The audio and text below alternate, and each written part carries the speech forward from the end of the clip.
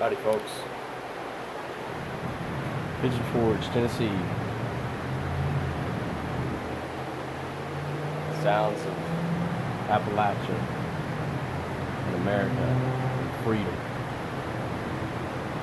and people.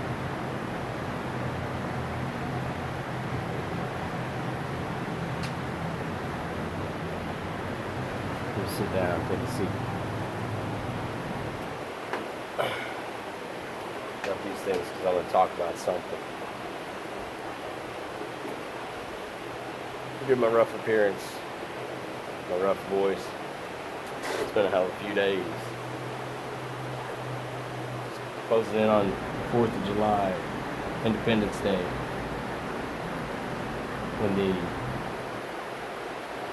most exceptional nation, republic, country that ever existed gained their freedom by telling someone, no,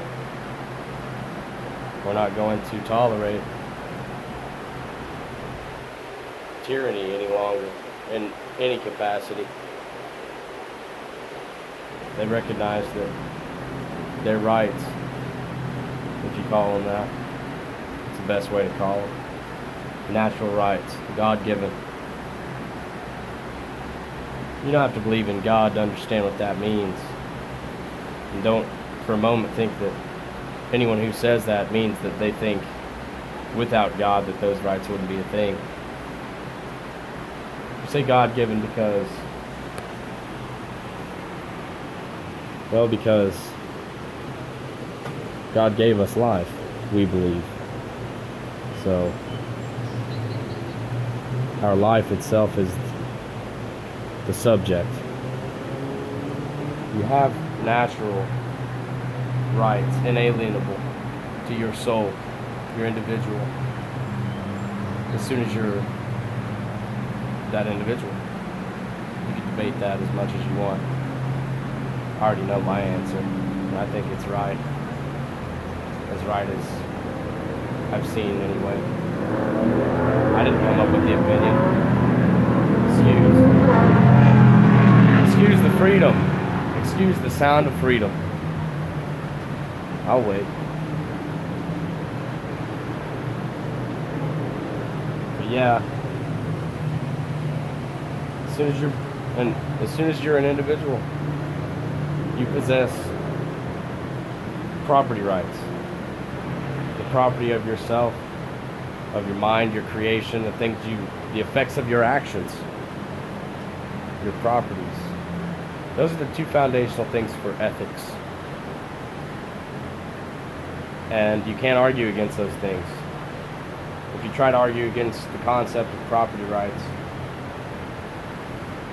then it defeats itself. Because when you're putting out the argument against it, that argument is one of your properties. It's a property of yours. No one else made it. You did it, right? Property rights is the best way to explain it to people. It doesn't matter if you believe in a creator or not. Even if you're a complete atheist, you can understand. But enough about my tangent about property rights. I'd just like to preface this because a lot of people don't understand why I believe the things that I'm about to tell you and why it should be like this in all societies of the world. Sounds utopian, but I don't believe in utopia. I just believe in liberty and freedom and standing up to tyranny. Tennessee, on the 1st of July here, 2021, took away all the requirements needed to conceal carry a firearm, a deadly weapon. You don't have to have a permit or a license, permission. Why should you? You got that right. Every individual on earth does, but we have to spread that message from right here, from sea to sun. Excuse me, from sea to shining sea. I ain't gonna be able to go a single video without messing it up somehow. Doesn't matter. not the point. The point is, whether it's this, a firearm, whatever it is, sometimes you need a tank to defend yourself. Ask all the people that have been to war. Sometimes you need a rocket launcher, a grenade. Sometimes those are appropriate tools. Doesn't matter. People act like if anyone could own things, yeah, there's always going to be violence. I'll get off my rant. My point is, whether it's this blade,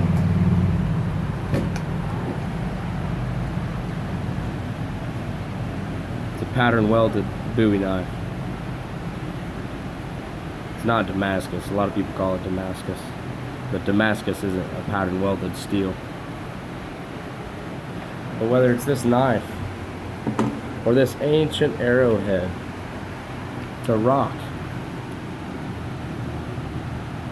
Never mind the quarter or penny. I mean, it's an old one. I got it today.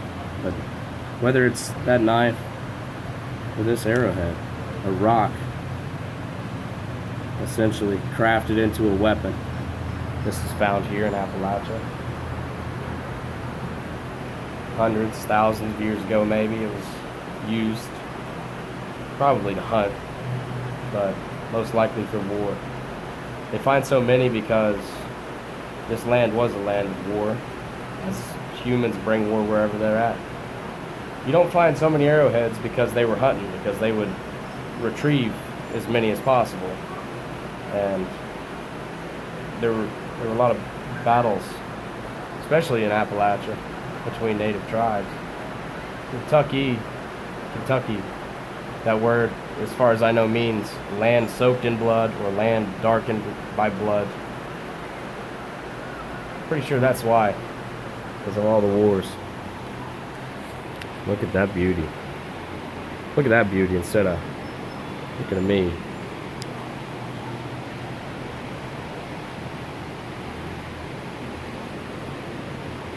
Be proud, but not too proud, brothers and sisters. But we'll take this country back and let freedom ring. We will not go out without a fight, because we are a light shining in the darkness. This country, this republic, fight for it, stand for it. Whatever we have to do, we will. God's will be done. And if you don't believe, that's fine. Fight for what's right, ethics. You know the difference between right and wrong. Sometimes we don't know immediately, but we learn. And we have learned as hundreds of years have passed, and our republic is still here, shining. Raise the colors, hoist them high. All hands. Never say we die.